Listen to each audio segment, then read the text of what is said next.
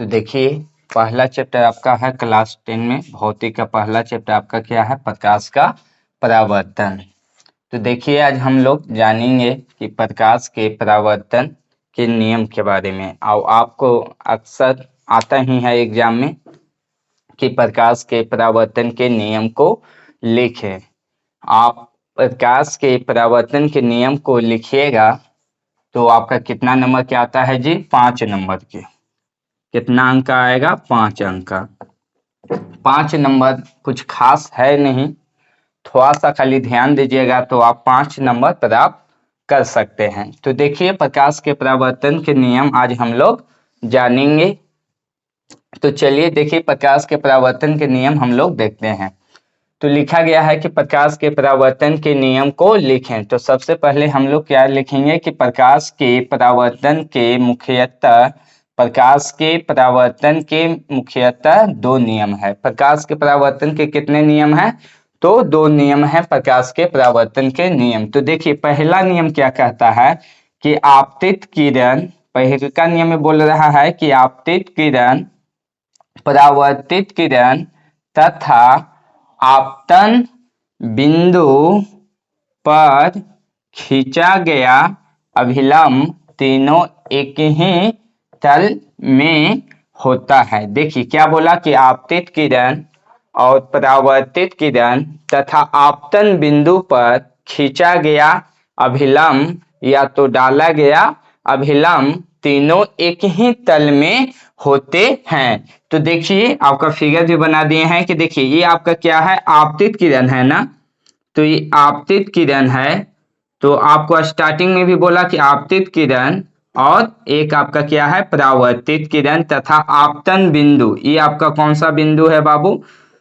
जिस आपतित किरण जिस बिंदु पर मिलती है उस बिंदु को क्या कहते हैं हम लोग? आपतन बिंदु बोलते हैं। तो देखिए आपतन बिंदु पर डाला गया अभिलंब या तो खींचा गया अभिलंब तीनों का होते हैं, एक ही तल में होते हैं। मतलब कहिए कि एक ही तरफ होते हैं या तो एक ही बिंदु पे तीनों होते हैं। तो देखिए हमारा आपतित किरण भी आपतन बिंदु पे है और परावर्तित किरण भी हमारा आपतने बिंदु पे है, और इस पे जो हम लोग अभिलंब खींचे हैं आपतन बिंदु पर वो भी क्या है, आपका एक ही बिंदु आपतन ही बिंदु पे न है। यही न पहले का नियम बोला कि आपतित किरण और परावर्तित किरण तथा आपतन बिंदु पर खींचा गया अभिलंब तीनों का होंगे, एक ही तल में होंगे। एक ही तल में कहिए या तो एक ही बिंदु पे होंगे। ठीक है, एक ही तल में कहिए या तो एक ही बिंदु पर होंगे। तो देखिए क्या है, तल भी देखेंगे तो एक ही तरफ है बाबू। ये कौन सा दर्पण हमारा है, कौन सा मिरर है? तो समतल दर्पण है। तो क्या समतल दर्पण की ये साइड भी है? नहीं ना, इसका परावर्तक के सतह पे न है। जिस सतह से प्रकाश का परावर्तन होता था उस सतह को हम लोग क्या बोलते थे, परावर्तक सतह ना।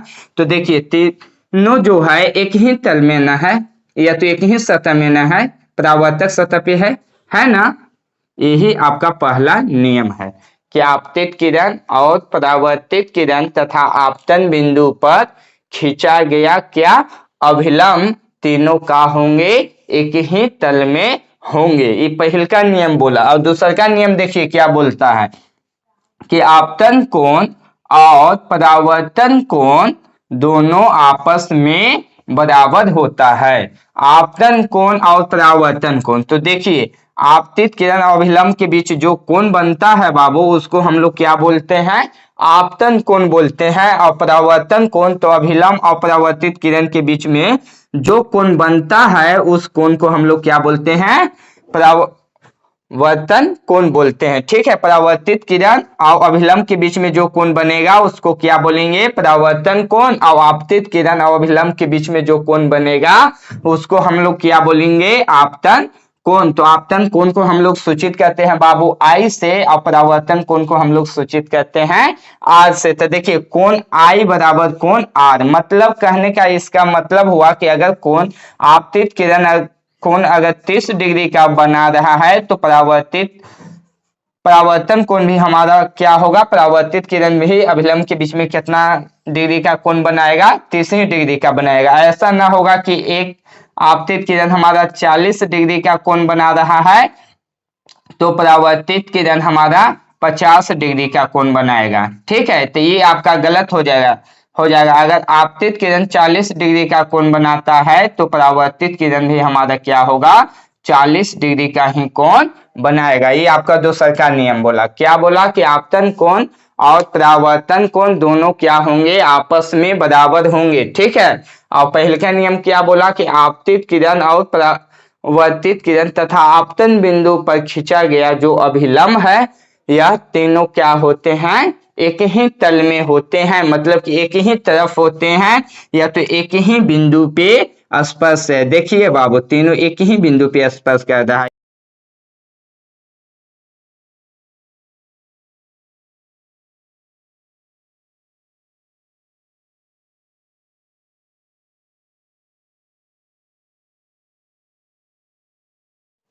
तो आप समझ गए होंगे कि प्रकाश के परावर्तन के नियम क्या कहता है। और आपको जब भी पूछेगा एग्जाम में तो कितना नंबर के पूछता है, 5 नंबर का हमारा पूछता है बाबू। और कुछ खास इसमें लिखना नहीं रहता है, हम लोग को थोड़ा सा खाली ध्यान दे देंगे तो लिखा जाएगा। आएगा एग्जाम में कि प्रकाश के परावर्तन के नियम को लिखें, तो हम क्या लिखेंगे कि प्रकाश के परावर्तन के मुख्यतः कितने नियम हैं, 2 नियम है। पहले का नियम क्या है कि आपतित किरण, परावर्तित किरण तथा आपतन बिंदु पर खींचा गया अभिलंब तीनों एक ही तल में होते हैं, या तो एक ही बिंदु पे होते हैं। ठीक है, कुछ खास परिभाषा भी नहीं है पहले का नियम का। और दूसरा का नियम क्या बोलता है कि आपतन कोण और परावर्तन कोण दोनों का होंगे, आपस में दोनों क्या होंगे, बराबर होंगे। जितना कोण आई हमारा होगा बाबू, उतना ही कोण हमारा क्या होगा, आर होगा। तो आप इसका स्क्रीनशॉट ले लीजिए, काहे कि आपका क्वेश्चन है बाबू VVI। ठीक है, आपको 5 नंबर में एग्जाम में पूछता है। तो आपका यह क्वेश्चन क्या है, VVI है, और 5 अंक का आपका क्वेश्चन है बाबू। 5 अंक प्राप्त करने के लिए कुछ खास हम लोग का करना नहीं है। ठीक है, तो आप इसका स्क्रीनशॉट ले लीजिए।